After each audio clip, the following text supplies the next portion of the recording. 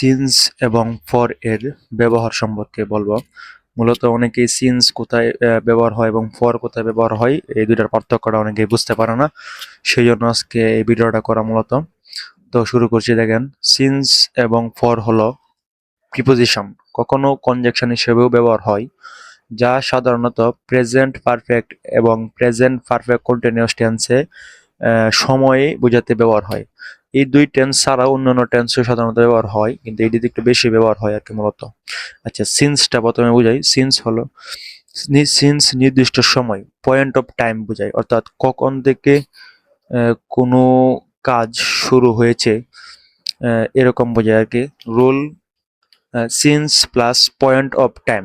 Example, since তারপর যে 2020, since Monday, since morning.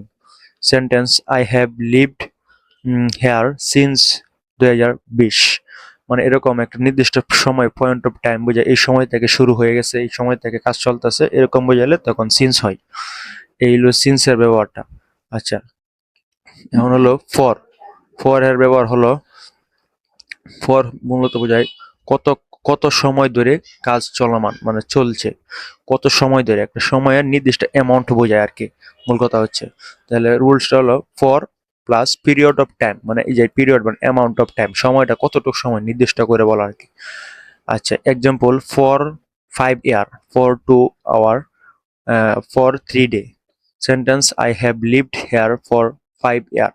আমি সেখানে বসবাস করে আসছি 5 বছর ধরে, 5 বছর যাবত, এমন আর কি। মূল কথা হচ্ছে, এই সিন্স হচ্ছে একটা নির্দিষ্ট পয়েন্ট অফ টাইম, ওই সময় থেকে শুরু, একটা টাইমের একটা নির্দিষ্ট নির্ধারণ করে দেওয়া। আর ফর হচ্ছে একটা অ্যামাউন্টের নির্ধারণ করে দেওয়া। এই হলো পার্থক্যটা, আর তেমন কিছু না। সিন্স ভার্সেস ফরের উদাহরণ দিলাম একটা। সিন্স পয়েন্ট অফ টাইম, আর এটি হচ্ছে পিরিয়ড অফ টাইম, কখন থেকে শুরু, কতক্ষণ সময় ধরে।